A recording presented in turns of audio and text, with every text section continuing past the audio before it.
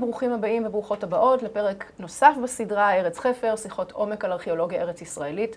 בעונה הזאת אנחנו מתמקדים בבית שני, ומי יותר בית שני אם לא הורדוס. אפשר לומר די בביטחון שיהודה השתנתה לבלי היכר בעקבות מפעלי הבנייה של הורדוס. מהבניאס שבצפון ועד מצדה שבדרום, כמעט שאי אפשר לזרוק אבן מבלי לפגוע באיזשהו ארמון שהורדוס בנה לעצמו או לכבוד אוגוסטוס אוליביה. אז מי היה הורדוס? מלך חזק ועצמאי שעיצב מחדש את מלכות יהודה, או וסל רומי חנפן? אדומי זר שפלש למשפחת המלכים החשמונאים לצורכי מעמד ושררה, או חוליה נוספת וחזקה בשושלת שלהם? פרנואיד ורוצח אכזר, או בנאי יצירתי ומחונן? אולי כל התשובות נכונות. האורחת שלנו היום היא דוקטור אורית פלג ברקת, מהחוג לארכיאולוגיה והמזרח הקרוב הקדום באוניברסיטה העברית בירושלים. היא מומחית לאומנות ואדריכלות של התקופה ההלניסטית והרומית, למפעלי הבנייה של המלך הורדוס ולארכיאולוגיה של ירושלים מימי הבית השני ועד התקופה הביזנטית. ולכן אין מתאימה ממנה כדי להאיר לנו את דמותו המורכבת והמרתקת של המלך הורדוס. שלום אורית. שלום. אז באמת ככה, יש כל כך הרבה סתירות פנימיות בדמות הזאת, החידתית הייתי אומרת, של המלך הורדוס, שכדי להתחיל ולפצח אותה גם ביוגרפית, גם היסטורית, אבל בעיקר התכנסנו כאן לצורך דמותה הארכיאולוגית, אולי נתחיל באמת עם השאלה הבסיסית, מי הוא היה באמת? אז זו שאלה בסיסית, אבל זו שאלה הכי מורכבת. הורדוס הוא באמת, הדמות שלו היא כל כך מרתקת, בשל העובדה שהוא מגלם בדמותו לא זהות אחת, אלא ריבוי של זהויות. זה מתחיל מהמוצא שלו. הורדוס נולד בשנת 72 או 73 לפני הספירה, למשפחה מאוד מכובדת, אבל המוצא שלה הוא אדומי. האדומים הם עם שאנחנו מכירים אותם בתקופת הברזל, בתקופת בית ראשון, כעם ששוכן בעיקר בדרום עבר הירדן המזרחי, אבל בשלהי תקופת הברזל, ובמיוחד אחרי הכיבוש הבבלי, הם נודדים ונכנסים אל פנים יהודה ומתבססים באזור של דרום הר חברון, שפלת יהודה. ובסוף המאה השנייה לפני הספירה, יוחנן הורקנוס הראשון כובש את האזור הזה שהפך להיקרא אדומיה בגלל הרכיב האדומי המשמעותי שם. ומציע אולטימטום לתושבי האזור, או שהם מסתלקים או שהם מתגיירים. והמשפחה של הורדוס היא אחת המשפחות האדומיות שהתגיירו. שזה מעניין, בגלל שהאדומים הם לא רק שכנים, יש לנו עוד מהתקופה המקראית איזה שהם יחסים מורכבים עם האדומים. זה נושא לשיחה, נושא לשיחה נפרדת, נוספת אבל מרתקת. רק נגיד שההתחברות והגיור של אדומים לתוך העם היהודי זה לא דבר מובן מאליו, כאילו, נשאיר את זה בזה. בהחלט. ובסופו של דבר, סבו של הורדוס, אנטיפס, משמש כמושל אדומיה מטעם אלכסנדר ינאי, המלך החשמונאי. אביו, אנטיפטרוס, משמש כיועצו הקרוב של יוחנן הורקנוס השני, הטוען לכתר, יורשו של אלכסנדר ינאי ושל אשתו שלומציון שמלכה אחריו. ובדרך הזו מתגלגל בסופו של דבר, כן, במהלך ימיו של יוחנן הורקנוס השני, רומא כובשת את יהודה בשנת 63 לפני הספירה, פומפיוס, מגנוס, כובש את יהודה, וארץ ישראל הופכת להיות חלק מהטריטוריה תחת שליטתה של הרפובליקה הרומית. ובעקבות מאבקי הכוחות, בסופו של דבר, בתוך המשפחה החשמונאית, בסופו של דבר, המשפחה של הורדוס, עם התמיכה שהיא נותנת לאגף של יוחנן הורקנוס השני, שמצליח לשמור על קשרים טובים עם רומא, למרות התהפוכות והחילופי הגנרלים התכופים ברפובליקה הרומית, מוצא את עצמו הורדוס כמי שממונה על ידי הרומאים לשלוט על יהודה. זאת אומרת, יש לו כבר איזשהו קשר לחשמונאים דרך אבא שלו, סבא שלו, שכאילו עבד איתם. תכף נדבר איך הוא נכנס ממש למשפחה, נכון? בהחלט. אבל יש לנו עוד חוליה שחסרה לנו, וזאת אימא שלו. מי הייתה אימא שלו? אנחנו לא יודעים הרבה על אימא שלו, שמה היה קיפרוס, ולפי, בכלל כן צריך לומר שהידע שלנו לגבי הורדוס מתבסס בעיקר על העדות של יוסף בן מתתיהו, ההיסטוריון שחי במאה הראשונה לספירה. ולפי העדות הזאת, אמו הייתה נסיכה נבטית, ואנחנו שומעים על יחסים באמת מורכבים עם הורדוס, בין הורדוס לבין הנבטים. כשהוא במצוקה הוא פונה לעזרתם, אבל בסופו של דבר לא תמיד הם נענים, ובהמשך ימי שלטונו יש מתיחות בין הורדוס והנבטים, והוא גם יוצא למלחמה נגדם. אז זה מהכיוון הזה. אז יש פה גם ההקשר האדומי, המגויר, כן, היהודי, גם ההקשר הנבטי. ובסופו של דבר הוא הופך להיות מלך קליינט, כלומר מלך תחת חסות רומא, וחייב את נאמנותו לקיסר אוגוסטוס, שזה גם כן מתבטא הרבה מאוד, הצורך שלו לבטא את הנאמנות שלו בא לידי ביטוי במפעלי הבנייה שלו. כן, תכף אנחנו נתמקד בזה, אבל הוא מצד אחד, זה באמת איזושהי דמות מורכבת, כי מצד אחד הוא באמת ממונה על ידי רומא ואמור לבטא נאמנות כלפיהם, אבל הוא גם קצת מקומי, נכון? זאת אומרת, יש לו קשר יהודי והוא מתחתן עם משפחת החשמונאים. בוודאי. הורדוס הוא מאוד מקומי. הוא התחנך וגדל ביהודה, למרות שיש ויכוח, אנחנו לא יודעים בדיוק היכן הוא נולד.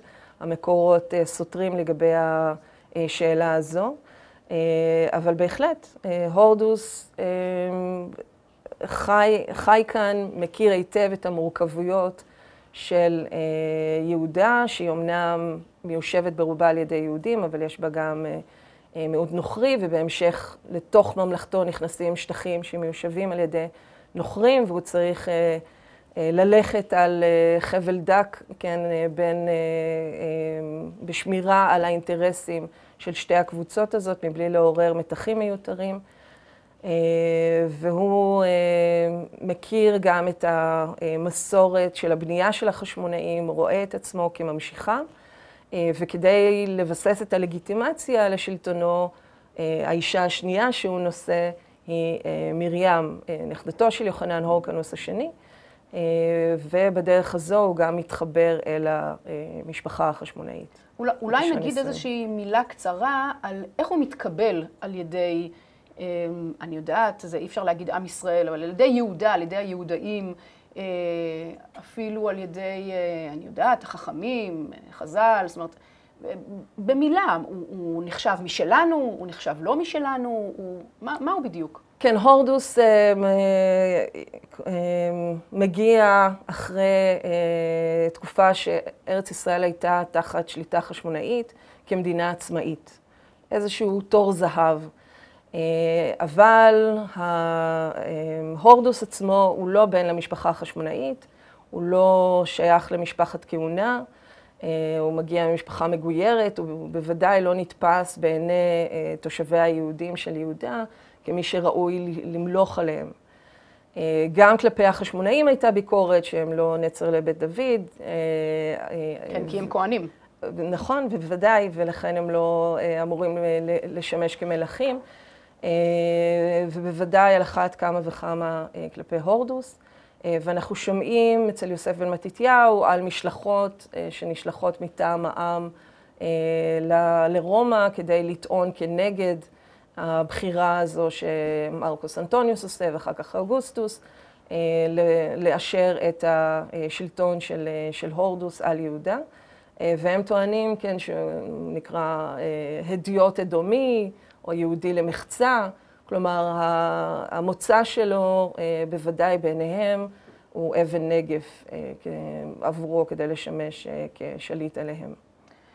אז תראי, אנחנו דיברנו עכשיו בקצרה על מי הוא היה מבחינה ביוגרפית, כן? כאילו ממש כמעט פיזית, מי הוא היה, מה הגנים שלו. בואו נדבר שנייה על מה הגנים הרעיוניים, כאילו מה המורשת שלו, מה השפיע עליו, מי הוא היה מבחינת אני לא אגיד פילוסופית, אבל אפילו ארכיטקטונית, או כאילו הדמות כמלך. מי הוא היה, מה היו ההשפעות שהשפיעו עליו? ללא ספק, המורשת המשמעותית ביותר שהורדוס השאיר לנו היא המורשת האדריכלית. הוא נחשב למלך הבנאי. בכל אזור שאנחנו מסתובבים בארץ ישראל, אנחנו מוצאים איזשהו אקוודוקט שהוא בנה, או איזשהו מבצר, או איזשהו ארמון, או איזשהו תיאטרון, איזשהו מפעל בנייה כזה או אחר. וכשאנחנו מדברים על מפעלי הבנייה של הורדוס, אנחנו יכולים לראות מגוון של יסודות ומוטיבציות שעומדים מאחורי מפעלי הבנייה הזאת. והחוקרים מדברים על 4 יסודות עיקריים שהשפיעו על מפעלי הבנייה שלו, על התכנון האדריכלי והאיתור של המפעלים. האחד הוא היסוד הרומי, כלומר כמלך קליינט הוא מקים אתרים על שם הקיסר ובני משפחתו, הוא בונה מקדשים לכבודו, אבל גם הוא מכניס הרבה מאוד צורות מבנים ושיטות איתור שמגיעים מהעולם הרומי. היסוד השני הוא היסוד ההלניסטי, כמלך שממשיך מסורת של מלכים הלניסטים במזרח, הוא בונה בלי סוף ארמונות לרווחתו הפרטית ולהעצים את היוקרה שלו בעיני הנתינים שלו. כממשיך, היסוד השלישי הוא ממשיכם של החשמונאים, המסורת המקומית, וזה מתבטא למשל בהמשך הבנייה בשרשרת מבצרי המדבר שהחשמונאים בונים, בהבאת המים, הריבוי בריכות השחייה, אפילו באתרים מדבריים. והדבר האחרון, ואולי המשמעותי, זה טביעת החותם של הורדוס עצמו, האישיות של הורדוס. וזה בא לידי ביטוי בהרבה אופנים. קודם כל, יש מאפיינים, שורה של מאפיינים שחוזרת על עצמה מהרבה מאוד ממפעלי הבנייה שלו. למשל, הבחירה של המיקום, מיקום דרמטי מבחינת היחס לנוף של הארמונות, כמו הארמון הצפוני במצדה על הצוק, או הארמון בקיסריה שהוא הלשון יבשה שחודרת אל הים. גם שינוי של הטופוגרפיה, כמו בהרודיון, שהוא יוצר הר מלאכותי. או בהר הבית. או בהר הבית, שהוא מרחיב אותו מעבר לגבולות הר המוריה. יש לנו גם ביריחו. בבסיסו, הורדוס הוא, למרות שהוא פועל כמלך וסל רומי, בבסיסו הוא מלך הלניסטי לכל דבר. מה הוא מלך הלניסטי? מלך שדואג ליוקרה שלו, וזה מתבטא הן בבנייה של ארמונות מפוארים, והן במתן תרומות לשיקום ובנייה של מפעלי בנייה מחוץ לתחומי ממלכתו. הורדוס משמש גם בשנה מסוימת גם כאחראי המממן של המשחקים האולימפיים באולימפיה ביוון. ובאמת, זה משהו שאוגוסטוס למשל לא יכל היה להרשות לעצמו, לבנות כל כך הרבה ארמונות. כן? אוגוסטוס היה צריך להיזהר דווקא לא להציג את עצמו כמלך. מלך ברומא של אותם ימים זה מילה גסה. לעומת זאת, הורדוס התנהג בתוך הממלכה שלו כמלך לכל דבר. הוא בונה 2 ארמונות בירושלים, 2 במצדה, 3 ביריחו, בקיפרוס, בשומרון. בכל אחד מהאתרים האלה יש לו ארמון, הוא יכול כל לילה לישון במקום אחר. במידה מסוימת הוא אפילו מתעלה, את אומרת, על אוגוסטוס, שהיה קצת צריך להנמיך את הדבר הזה, ודווקא הורדוס יכל לעוף על עצמו באופן שיותר מאפיין מלכים הלניסטים. כן, לפחות מנקודת המבט הזאת בהחלט. קודם כל, מבחינת המשך של המסורת החשמונאית, אז החשמונאים היו הראשונים שבנו את שרשרת ארמונות המבצר באלכסנדריון ובקיפרוס ובהורקניה, וככל הנראה גם במצדה ובמחבר שבעבר הירדן, שרשרת של ארמונות מבוצרים לאורך הגבול המזרחי של הממלכה. הם היו הראשונים שבנו אקוודוקטים, כן, הרי כל האזור הזה הוא אזור מדברי, כדי להביא הם לא רק בנו מבצרים עם חיל מצב, אלא גם היו להם ארמונות שם, ולארמונות האלה הם רצו להביא מים בכמויות גדולות, הם בנו בריכות, בוודאי בארמונות החורף שלהם ביריחו, למרגלות, 2 מהמבצרים הללו. אז הם הראשונים שיוצרים את המערך הזה, והם גם הראשונים שמביאים את המים למדבר בכמויות, כן, המים שמשמשים כמותרות. והורדוס ממשיך אותם בונה באותם אתרים, משכלל, מגדיל, מוסיף אמות מים, מגדיל את הבריכות, בונה בתי מרחץ. אז מהבחינה הזאת הורדוס ממשיך את הקו הזה. מבחינת המסורת היהודית, אז בהחלט אנחנו רואים שבהרבה מאוד מובנים הורדוס מקבל את הנורמות שנפוצות באותה תקופה. בכל אחד מהארמונות שלו אנחנו יכולים למצוא מקוואות, כלומר לפחות אנשי החצר של הורדוס, ואולי גם הורדוס עצמו, שמרו גם כן על ענייני טומאה וטהרה. בנוסף, להוציא הרודיון, שאנחנו נדבר עליה אולי בהמשך, שהיא קצת יוצאת דופן, ביתר מפעלי הבנייה של הורדוס אנחנו רואים שהוא ממשיך את הגישה החשמונאית של הימנעות מתיאורי דמויות. בכל האיתורים האלה שהזכרתי אותם קודם, רצפות הפסיפס וציורי הקיר והתבליטים, אנחנו מוצאים רק דגמים גיאומטריים וצמחיים, לא בעלי חיים, לא סצנות אדם. זה סוג של טאבו יהודי, כאילו, מיותר לציין. כן, שנאכף בתקופה הזאת. אז מהבחינות האלה אנחנו רואים את בהחלט הורדוס הולך לפי המסורת היהודית, וכמובן גולת הכותרת. כן, מה שהחשמונאים לא עשו, והוא עושה, זה שיפוץ נרחב, כן, בעצם בנייה מחדש של בית המקדש, והרחבה של המתחם סביב בית המקדש. ועל זה נדבר כמובן בהרחבה. אז ג'אדמה, בואי ננסה ככה לקבל איזושהי סקירה, כי באמת קשה לדמיין את ההיקף ואת העוצמה של המפעל האדיר הזה של הבנייה של הורדוס ברחבי יהודה. בואי ננסה ככה להסתכל על המפה ולראות ככה עד לאן ידו משגת, כמעט אפילו פיזית. אז בואו נראה אם אנחנו יכולים לראות את המפה של יהודה באותה תקופה, וככה לעשות איזושהי סקירה של איפה הוא הטביע אותם על המפה. אז יש חלק מהאתרים העיקריים, אנחנו כבר ציינו, כן? הורדוס קודם כל בונה בירושלים, הבירה, אבל מייסד שתי ערים חשובות, את עיר הנמל קיסריה. אמנם בקיסריה היה קודם לכן יישוב דל בשם מגדל סטרטון, אבל היישוב הזה לא היה יישוב מרכזי, והורדוס בונה על גביו עיר מודרנית, עם נמל גדול מלאכותי שיכול לקבל סחורות ויכול לשמש כחלון הראווה של הממלכה החדשה. ובקיסריה הוא בונה ארמון, והוא בונה תיאטרון, והוא בונה היפודרום, או היפוסטדיון, כן, איזשהו מבנה לתחרויות ספורט ותחרויות רכיבה. והוא גם מייסד את העיר שמהווה את העיר אולי בעלת התכנון העירוני, הרומי, הראשונה שיש לנו בארץ ישראל, עם רחובות ישרים שנפגשים בזוויות של 90 מעלות, עיר מתוכננת ומסודרת. אבל מעבר לכך נראה שהורדוס באמת רואה בתרבות הרומית איזושהי תרבות ראויה לחיקוי וראויה להערצה, מכיוון שהוא מכניס לתוך האדריכלות המקומית ולתוך האמנות המקומית מגוון אדיר של צורות, טיפוסי מבנים, שיטות בנייה, חומרי גלם, צורות איתור, שלא היו קיימות קודם לכן, ואת כולן הוא מייבא מרומא. זאת אומרת, זה לא רק שהוא מייבא רעיונות של אדריכלות רומית, הוא ממש מייבא פיזית חומרים וחומרי גלם מרומא.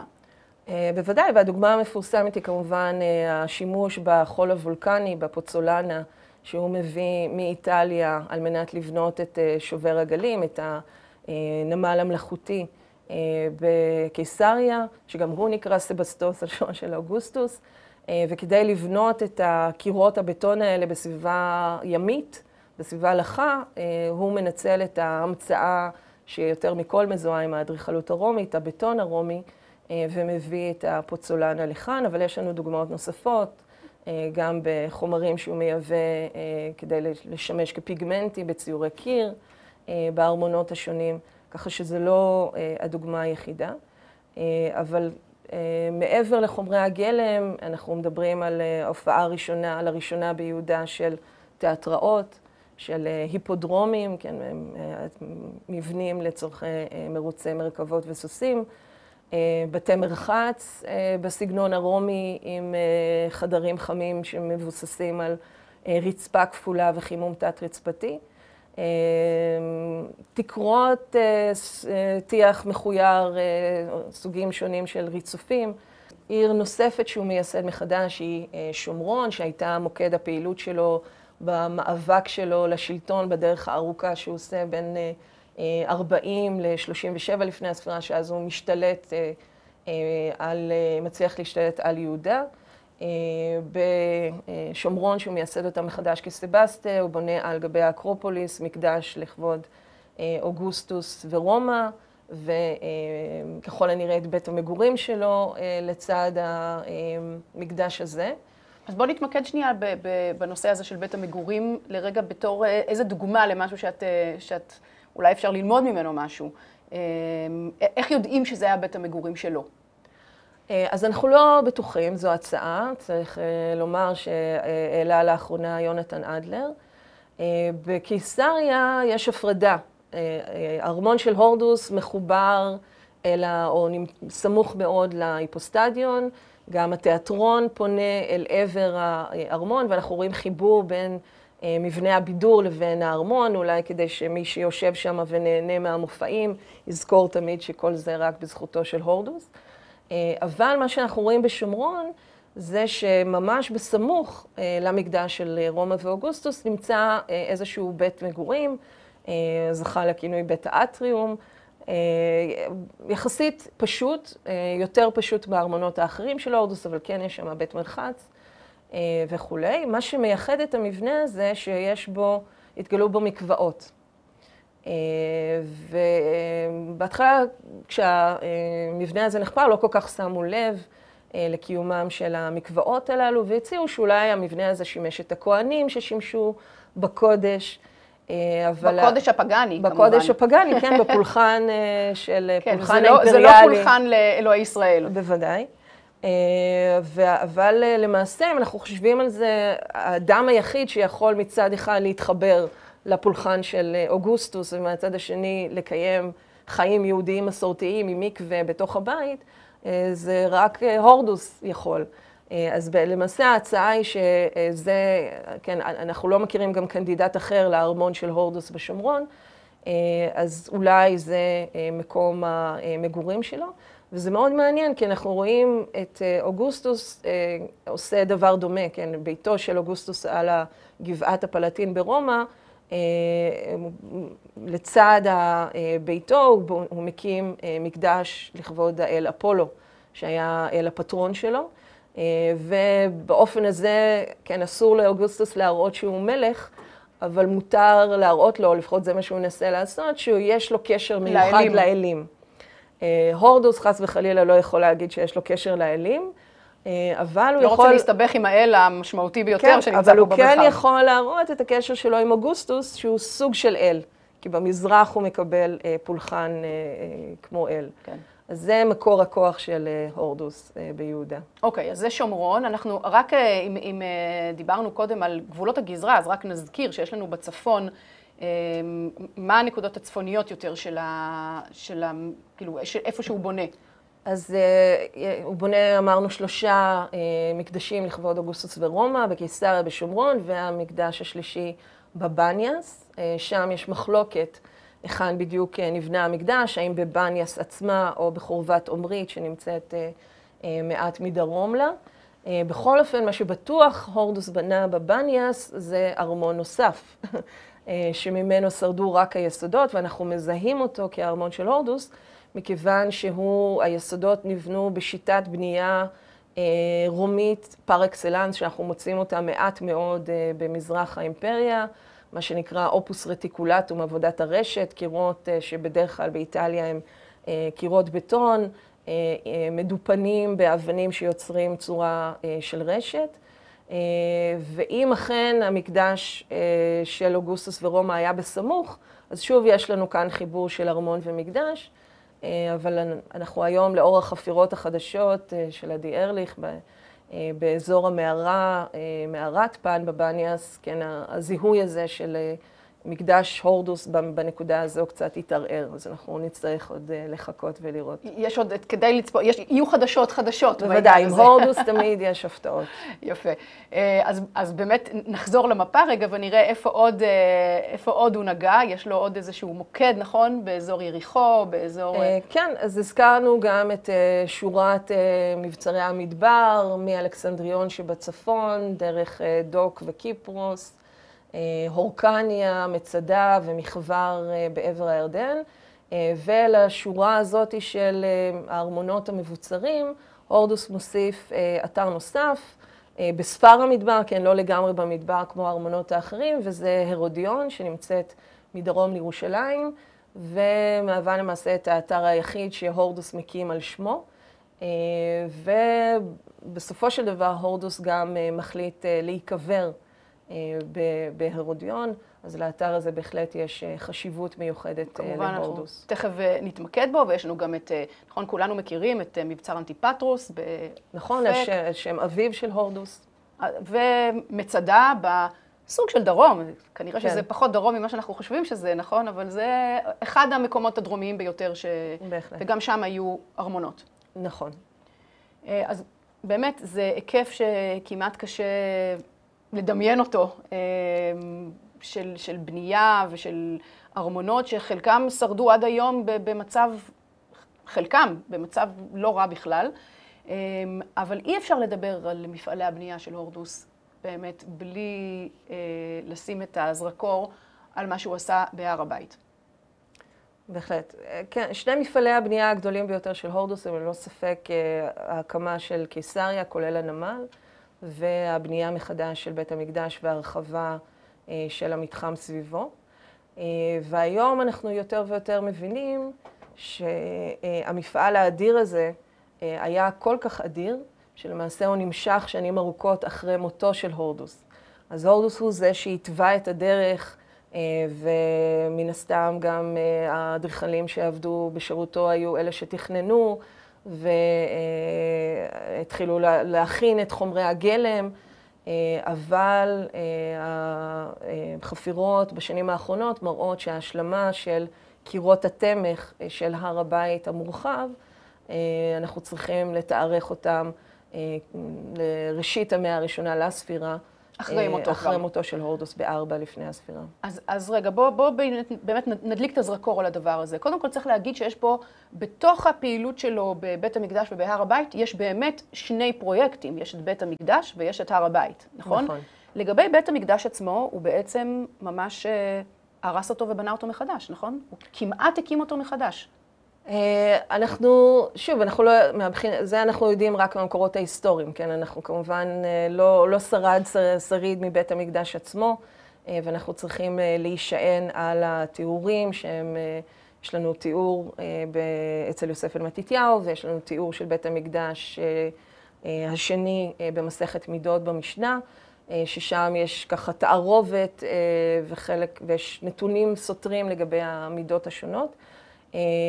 מה שאנחנו, יוסף בן מתתיהו מנסה להעביר לנו, שזה בהחלט היה חשש של העם מזה שהורדוס יהרוס את המקדש ולא יבנה. וגם יש את הצורך ההלכתי הקיומי של הפולחן צריך להמשיך כל הזמן. ואנחנו רואים שיוסף בן מתתיהו שם בפיו של הורדוס נאום לעם שנועד להרגיע ולרכך את הזעם שצפוי, או תסיסה שעלולה לקרות בעקבות ההחלטה שלו. הוא מסביר להם קודם כל שהוא מגיע לפרויקט הזה רק אחרי שהוא ריצה את אוגוסטוס. זאת אומרת, כל הסיפור שדיברנו עליו עד עכשיו, של ההקמה של 3 מקדשים לכבודו של אוגוסטוס, מן הסתם גם כן עוררו חוסר נחת וזעם בקרב תושבי ירושלים ותושבי יהודה. והוא מסביר להם שהדברים האלה היו צורך בסיסי כדי לאפשר לו עכשיו לבוא למעשה למה שהוא התכוון מלכתחילה. הוא בעצם קנה לעצמו לגיטימציה מצד רומא.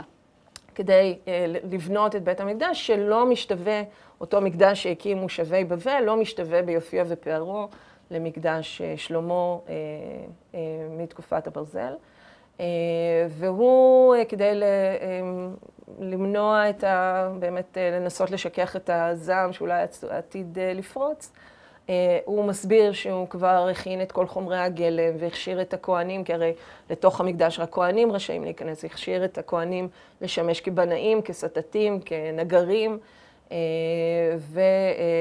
ויוסף בן מתתיהו באמת מספר שקרה נס וגשם ירד רק בלילה כל זמן הבנייה, והצליחו להשלים את הבנייה מחדש של המקדש בתוך 1.5 חודשים. את המקדש עצמו? כן. אוקיי.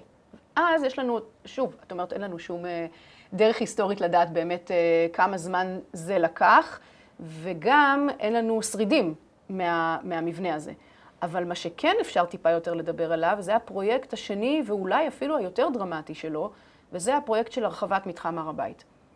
נכון. אז על מה אנחנו מדברים? בואו ננסה לראות על מה אנחנו מדברות כשאנחנו מדברות על מתחם הר הבית. אז בית המקדש יושב בראש הר המוריה. כאשר, אולי כבר בשלהי ימי הבית הראשון, אבל בוודאי בימי הבית השני, ההר הוא כבר לא הר טבעי, אלא בהדרגה נוצר מסביבו איזשהו מתחם רבוע מלאכותי. אנחנו מכירים זאת אומרת, המתחם הקדום, המקודש, הוא לפי המשנה גודלו 500 אמה על 500 אמה, כלומר בערך 250 מטר על 250 מטר. ולמתחם הזה, ככל הנראה כבר בימי החשמונאים, נוספת איזושהי הרחבה כלפי דרום. אז אנחנו צריכים לדמיין איזושהי קופסה. אולי אנחנו לא צריכים לדמיין, אולי אנחנו יכולים לראות איזושהי אילוסטרציה של הקופסה הזאת, והשלבים השונים של ההתפתחות שלה או ההתרחבות שלה. אז אנחנו יכולים לראות כלפי דרום איזושהי התרחבות שקדמה להרחבה של הורדוס. אנחנו יודעים, בעצם הכותל המזרחי הוא הכותל שמתעד את השינויים לאורך זמן במבנה של מתחם הר הבית, מכיוון שכאשר הורדוס מרחיב את הר הבית בסופו של דבר, הוא מרחיב אותו לצפון, למערב ולדרום. הוא לא מרחיב אותו מזרחה, מכיוון שבמזרח יש מדרון מאוד תלול שיורד אל הקדרון, ואפילו זה כבר היה מפעל הנדסי גדול מדי עליו.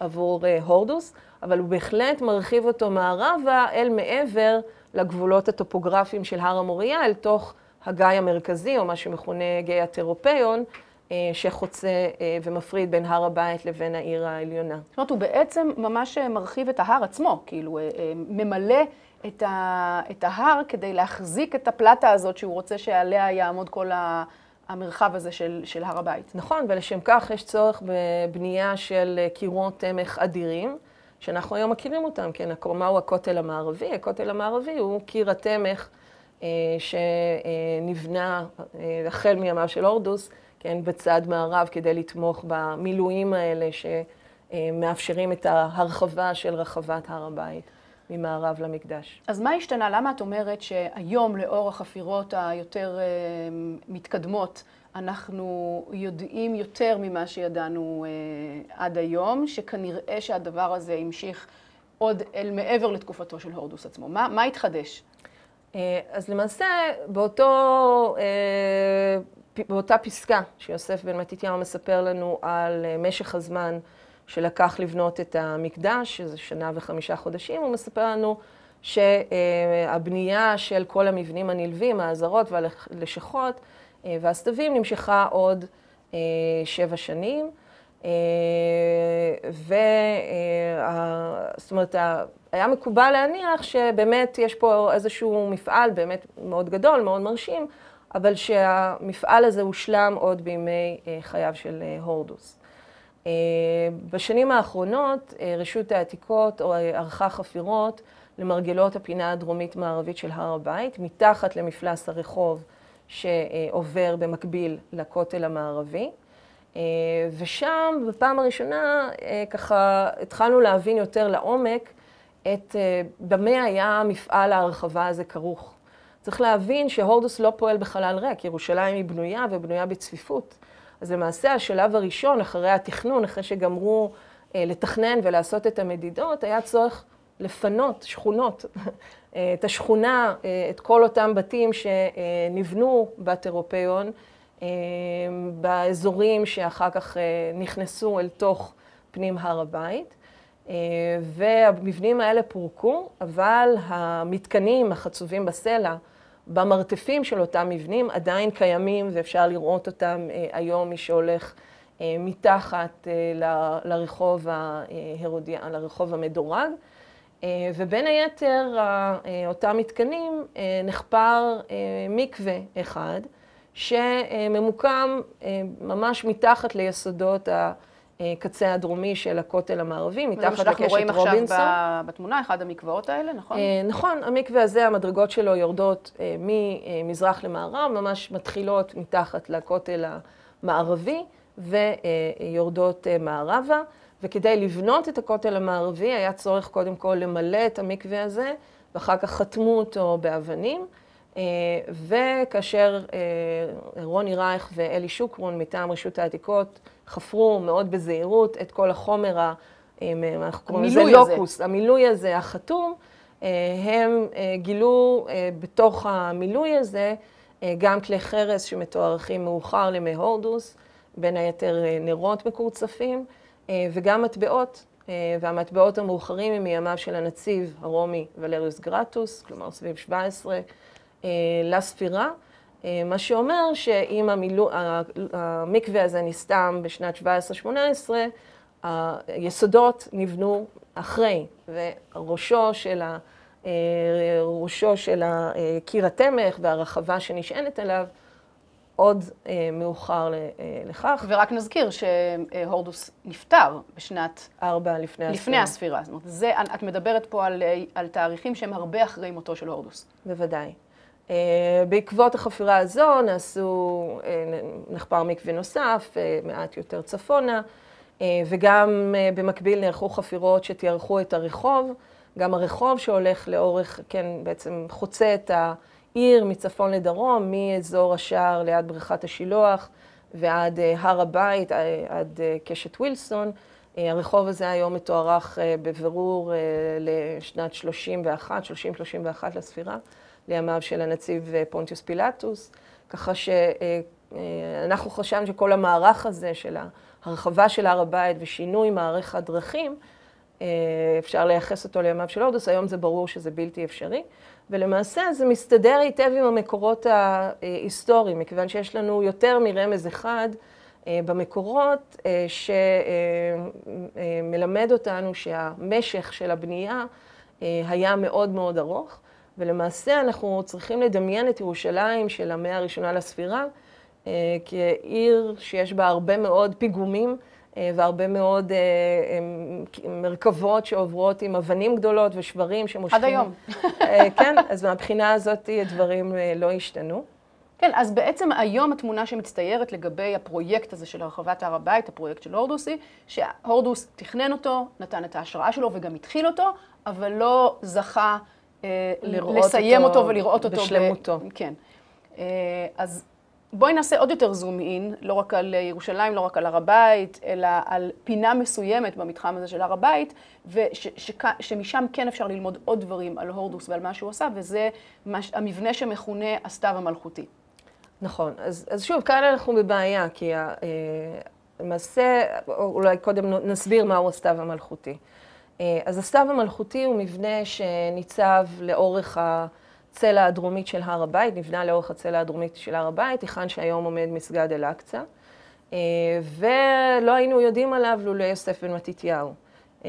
בספרו כתבוניות היהודים, יוסף בן מתתיהו נותן תיאור מאוד מאוד מפורט, באופן אפילו יוצא דופן של המבנה הזה, כולל הרוחב שלו, האורך שלו, מספר העמודים, הסוג של הכותרות, העיטורים של התקרות, באמת תיאור מאוד מאוד מפורט של המבנה הזה. אגב, מאיפה השם סתיו עם ט'? סתיו בא מהמילה היוונית סטואה, כן? סטואה בזילאיוס, זה השם, הרי יוסף בן מתתיהו כותב ביוונית, ואנחנו מעברתים את זה לסתיו. סטואה היא מבנה בדרך כלל ארוך וצר, שהוא מבנה נספח למתחם גדול יותר, יכול להיות מתחם מקודש, יכול להיות אגורה, שוק, העירוני, כאשר מה שמאפיין אותו זה שהחזית שלו היא חזית של שורת עמודים. כלומר, זה לא מבנה סגור עם דלת או כמה דלתות, אלא יש לו חזית פתוחה, ובאופן הזה הוא מהווה איזשהו extension, איזשהו המשך טבעי של הרחבה החיצונית. והוא משמש הרבה פעמים לפעילות שממשיכה את הפעילות שנעשית ברחבה. כן? אז אם זה שוק, אז בתוך הסתיו יהיה לנו איזשהן עסקאות או עניינים שקשורים במסחר שהם ככה יותר מהוגנים. אז בין היתר המייחסים לסתיו המלכותי, אולי שם היו חלפני הכספים, שהברית החדשה מספרת שישו עולה להר הבית והופך את השולחנות. אז חלפני כספים אולי לא עמדו בשמש, לחסו בצילו של הסתיו. זה שוק מקורה בעצם, במובן הזה. זה אחד התפקידים שלו, אבל לא שוק של בשר ודגים, אלא דברים קצת יותר מהוגנים. אבל הסתיו המלכותי הוא מיוחד בזה שהוא משלב, עושה איזושהי סינתזה שהיא מאוד אופיינית למפעלי הבנייה של הורדוס, בין העולם ההלניסטי והעולם הרומי, כי מצד אחד באמת צר וארוך כמו סתיו יווני, אבל התוכנית הפנימית שלו היא של בזיליקה רומית, כי יש לו אולם מרכזי, אולם תווך רחב וגבוה, ושתי סטראות או שני סתבים צדדיים יותר צרים ונמוכים. וכשאנחנו מסתכלים על מבנה בזיליקה בעולם הרומי, ולמעשה זו הבזיליקה המוקדמת ביותר שיש לנו בארץ ישראל, שוב, דוגמה להכנסה של טיפוס מבנה רומי על ידי הורדוס, שאחר כך הופך להיות נפוץ בערים הרומיות מאוחר יותר. אז ברומא הבזיליקה משמשת גם באופן דומה לסתיו לפעילויות מסחר, אבל גם כמקום משפט, הטריבונל, מקום שבו יושבים בדין.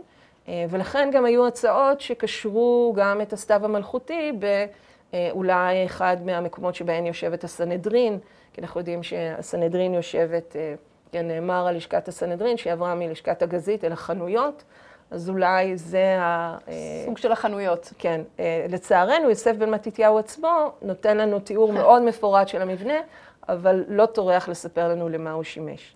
הבעיה שלנו היום, יוסף בן מתתיהו מייחס את הבנייה של הסתיו לימיו של הורדוס, אבל שוב, עם המבנה של רחבת הר הבית שעליו מבוסס הסתיו עדיין לא הושלם בימי הורדוס, שוב, אנחנו צריכים לחשוב על המבנה הזה שאולי הוא היה תוכנן וניזום על ידי הורדוס, אבל למעשה הושלם רק אחר כך. צריך להגיד, האמת היא שזה נורא מעניין לציין, שבעצם את עבודת הדוקטורט שלך, את כתבת על המבנה הזה, נכון? על הסתיו המלכותי, ובעצם סוג של פסולת כזאת של אבנים שנמצאו אחרי מלחמת ששת הימים למרגלות הר הבית, הצלחת לשחזר ממש את החזית של המבנה הזה. נכון, או לפחות להציע איזושהי הצעת שחזור. יש לא מעט חוקרים שעסקו בניסיונות לשחזר את הסתיו המלכותי, וזה באמת בזכות העובדה שיש לנו תיאור כל כך מפורט של יוסף בן מתתיהו, שממש נותן לנו ככה את כל הנתונים, או כמעט את כל הנתונים, על מנת לשקם אותו, לבנות אותו וירטואלית. אבל מה שעמד לרשותי ולא עמד לרשותם של החוקרים בעבר, זה שאני למעשה הייתי חלק מהפרויקט פרסום החפירות של בנימין מזר למרגלות הר הבית, כן, חפירות שנערכו מ-67 עד 78, ובחפירות שבנימין מזר ערך למרגלות הכותל הדרומי, התגלו במפולות וגם בשימוש משני בבנייה מאוחרת, עשרות ומאות של פריטים אדריכליים, שמקורם בימי הבית השני, בשלהי ימי הבית השני. חלקם אנחנו יכולים לקשור בוודאות עם מבנה הסתיו, מכיוון שיש לנו ממש חוליות עמודים, שברים של עמודים, במפולת מתחת לכותל הדרומי. ושברים אחרים אפשר לחבר אותם, מכיוון שהם מתאימים מבחינת סגנון הגילוף, מבחינת סדר הגודל.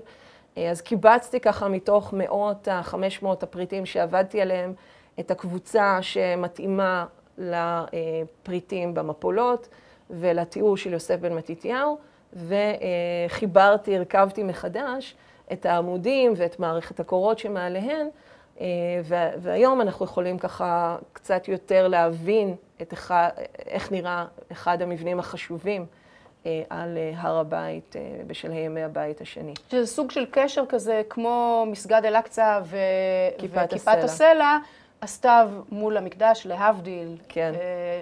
אז רק כדי שככה יהיה לנו בראש, וזה באמת תמיד מדהים אותי, איך אנחנו בעצם, הארכיאולוגיה חוקרת את העבר, אבל אנחנו כל הזמן מתקדמים בזה, כל הזמן מגלים עוד דברים, נכון, כן, שמבהירים את התמונה לגבי מה היה בעבר. בהחלט. זה באמת מדהים. אפשר עוד להמשיך לדבר המון על המבנה הזה ועל בכלל מה שקורה בהר הבית, אבל אנחנו נעשה עוד זום אין על עוד אחד ממפעלי הבנייה שאת בעצם הגדרת בתור השני הכי משמעותי או הראשון הכי משמעותי, אפילו בזכות זה שהוא קרוי על שם הורדוס, וזה ההרודיון. נכון. אז ההרודיון, ללא ספק, הוא האתר שהכי מפתיע אותנו. אנחנו חושבים שאנחנו כבר מכירים כל כך את הורדוס, נחפרו כל כך הרבה אתרים, קיסריה ומצדה ויריחו, אבל באמת החפירות שנערכות כל הזמן בהרודיון, בזמנו על ידי גדעון פרסטר ואחר כך אהוד נצר, ועכשיו המשלחת על שמו של אהוד נצר בראשותו של רועי פורט. בכל פעם נחשפת פינה חדשה שמאירה באור חדש את דמותו של הורדוס. אז הרודיון היא חשובה, היא לא סתם נבנתה היכן שהיא נבנתה.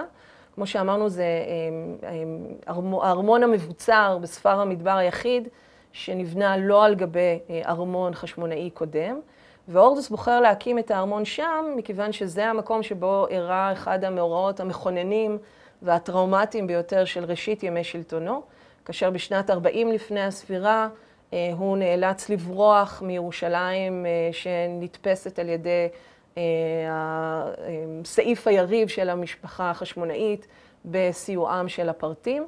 הוא מצליח לברוח עם איזושהי פמליה ועם אמו ובני משפחה קרובים, ובורח מזרחה ודרומה, חושב להגיע לפטרה, אולי לקבל סיוע מבני משפחתה של קיפרוס אמו. ובדרך מצליחים להשיג אותם הרודפים, ובאותה נקודה שבה הרודפים משיגים אותם ליד הרודיון, מתפתח קרב, הכרכרה של אמא שלו מתהפכת, הוא לרגע חושב שהיא מתה והוא רוצה לשים קץ לחייו. ברגע האחרון ידידיו עוצרים אותו מלתקוע את החרב וליפול על חרבו. איזה טלנובלה. ובסופו של דבר, כן, שוב, אנחנו את כל זה יודעים מיוסף בן מתתיהו, שמצטט את ניקולאוס איש דמשק, שהיה ביוגרף של הורדוס ויועץ קרוב בחצר שלו. בסופו של דבר מצליחים להתגבר על הרודפים ולהגיע לממלכה הנבטית, לא מקבלים שם סיוע, ממשיכים לאלכסנדריה ומשם מפליגים לרומא, שם בסופו של דבר הורדוס מקבל גושפנקה ממרקוס אגריפה ואוקטביאנוס, לימים אוגוסטוס והסנאט. אבל האירוע הזה שבו הורדוס איבד תקווה וכמעט שם קץ לחייו, הוא בהחלט, זה רגע מכונן, כן? זה שיא השפל, ומכאן הוא רק הולך וממריא. וההנחה היא שזה אחת הסיבות שהוא מקים שם ארמון, אבל לא רק, הארמון הזה הוא יוצא דופן בכך שהוא גם בירה אדמיניסטרטיבית של הנפה, של המחוז הזה, והארמון הזה הוא מורכב מאוד, יש לו ארמון למרגלות, זאת אומרת, יש את הארמון המבוצר בראש הגבעה, ויש למרגלותיה ארמון נוסף רחב יותר, ויש גם שרידים שהתגלו בעשרות השנים האחרונות במדרון שמחבר את שני החלקים, ובין היתר כולל סוף סוף את המאוזולאום שלו. אנחנו יודעים שהרודיון שימשה גם כמקום מנוחתו האחרון של הורדוס. זאת אומרת, זה לא רק קרוי, הוא לא רק קרא למקום הזה על שמו, ובנה שם את הארמונות שהוא בנה והכל, אלא גם זאת הייתה צוואתו להיקבר שם. נכון, יש להניח שהורדוס הרגיש פחות נוח בירושלים ויותר נוח בהרודיון. שזה מעניין כשלעצמו. אפרופו כל השיחה על הדמות שלו ועל המרכיבים הזהותיים שלו, ואיפה הוא הרגיש שייך, איפה הוא הרגיש לא שייך. נכון, ירושלים אני מניחה הייתה מקום לא נעים, למרות שיש לו שם שני ארמונות גם בירושלים, ככה שנוח היה לו.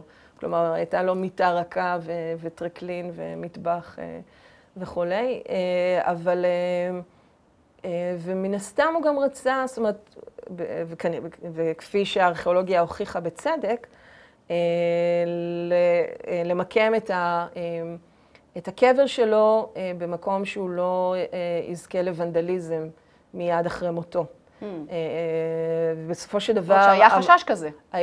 סביר להניח שהיה חשש כזה, והחשש הזה היה מוצדק, כי בסופו של דבר באמת המאוזוליאום שהתגלה בהרודיון נהרס ככל הנראה במהלך המרד הגדול. צריך לזכור שגם הרודיון נמצאת מדרום לירושלים, ממש בקצה הצפוני של תחומי אדומיה. אדומיה זה אותו אזור שהיה מיושב על ידי אדומים, זה האזור שממנו מגיעה המשפחה של הורדוס, יכול להיות ששם הוא הרגיש יותר בטוח. אפילו המיקום משמש לעדות לזהות החצויה והלא לגמרי ברורה שלו. בהחלט. אז מה אנחנו יכולים ללמוד? בעצם המקום הזה קצת מספר לנו על הפן האחר של הורדוס, הפן או השלב האבולוציוני בחייו של הורדוס, שבו הוא מתחיל קצת, איך נגיד את זה, בשפה לא מקצועית, לרדת מהפסים קצת. אז באמת אצל יוסף בן מתתיהו יש תיעוד מאוד לא סימפטי, במיוחד של השנים האחרונות בחייו של הורדוס, שבהן, כן, זה מגיע בהדרגה, בהתחלה מוציא להורג את אשתו החשמונאית מרים, אחר כך את שני בניו ממנה. לגבי כולם, כן, צריך לזכור שההורדוס היו לו בסופו של דבר 10 נשים והרבה מאוד ילדים. ואחותו שלומית, סלומה, הייתה ככה גם כן בחשה והייתה תככנית, והחצר של הורדוס כל הזמן רכשה. במקרה הזה, הורדוס ואוגוסטוס יש להם בעיה הפוכה. לאוגוסטוס הייתה רק בת ביולוגית אחת, לא היה לו יורש, והוא כל הזמן היה צריך לחפש יורש פוטנציאלי, וכולם מצאו את מותם בזה אחר זה, עד שבסופו של דבר הוא נאלץ לבחור בטיבריוס. להורדוס הייתה בעיה הפוכה, היו יותר מדי קנדידטים. והיה את הבן הבכור, אנטיפטרוס, ולעומתו הבנים של מרים. והדבר הזה הדיר שינה מעיניו, כן? מי יירש אותו? גם במובן, לא רק במובן של לבחור מי יירש אותו, אלא במובן של כנראה, זאת אומרת, הוא פחד שהם רוצים לרשת אותו כן, זה מצד אחד, כן, ולכן בסופו של דבר גם אנטיפטרוס וגם שני הבנים ממרים מוצאים להורג. וגם מרים עצמה. וגם מרים עצמה, אבל נותרים מספיק בנים, כן, ובסופו של דבר הורדוס באמת מחלק בצוואתו את הממלכה, בין 3 בנים, בין ארכלאוס, הורדוס אנטיפס והורדוס פיליפוס. אבל אנחנו קוראים אצל יוסף בן מתתיהו שהיו לו 7 צוואות, כלומר כל פעם הוא שינה את דעתו מי יירש אותו. אנחנו רואים שככל שזה נוגע לעניין הירושה והמורשת ומי ימשיך אותו, אז הורדוס כאן פחות יציב בהחלטות שלו מכפי שאנחנו רואים אותו בדברים אחרים. והדבר הזה משתקף בהרודיון בכל מה שנוגע לקבר, איך ייראה האתר, מנוחתו האחרון של הורדוס. אז לפי מה שמציע אהוד נצר, חופר הרודיון, אחוזת הקבר המקורית הייתה בהרודיון תחתית, בחלק התחתון של הרודיון, ששם הורדוס בנה איזשהו מסלול הלוויה שהסתיים באיזשהו מונומנט שממנו נכנסו אל איזושהי מערת קבורה, אבל בשלב השני הוא החליט שזה לא מספיק אולי מרשים, והוא שינה את דעתו ובנה את המאוזוליאום על המדרון, מבנה שמתנשא לגובה 25 מטר, מאוד מרשים, גם כן טיפוס רומי של מאוזוליאום שהוא מביא ליהודה, אבל ככל הנראה גם זה לא הספיק. והורדוס החליט להפוך את ההר כולו לאיזשהו מונומנט הנצחה לזכרו, מונומנט שיראה למרחוק, ואז בשנתיו האחרונות הוא מתחיל במפעל המשוגע הזה של מילואים וחציבה כדי להפוך את הגבעה המקורית של הרודיון לכדי הר דמוי הר געש, שבולט למרחוק ויש לו צורה מאוד, שמזכירה גם טומולי, כן, טיפוס של קברים, גם הקבר של אוגוסטוס ברומא היה לו צורה של טומולוס, כמובן פחות גדול מהרודיון. וגם כאן אנחנו רואים שהוא בשלב הראשון הוא חושב שאולי אחרי מותו ימשיכו להשתמש בארמון מבצר ההר בחלק הגבוה, והוא דואג למלא רק את השליש העליון של ההר, ולבנות פרוזדור שנכנס דרך המילואים כדי להמשיך את השימוש בהר.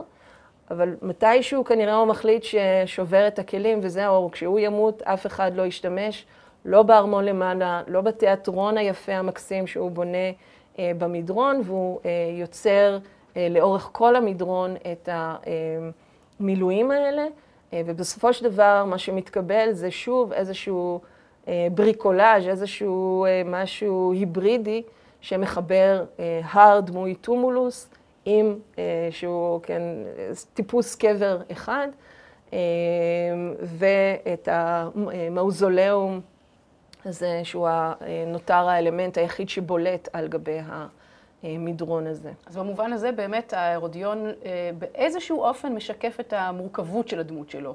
זאת אומרת, את סיפור השייכות, כן או לא, גם במיקום, גם בסוג המבנים שהוא מכניס לשם, גם בפרנויות שתקפו אותו לקראת סוף ימיו, ואולי זאת נקודה טובה כדי לסיים לא סופית, כי דברים חדשים עוד מתחדשים, אבל את הדיון על דמותו המרתקת של הורדוס, שאני חושבת שאם פתחנו בשאלה מה הוא היה, האם הוא היה יהודי או אדומי או רומאי או הלניסטי או בנאי מחונן או מגלומן, פרנואיד או, אתה יודע, ורוצח, או אחד באמת עם חזון אז אולי אפשר להגיד ד', כל התשובות נכונות.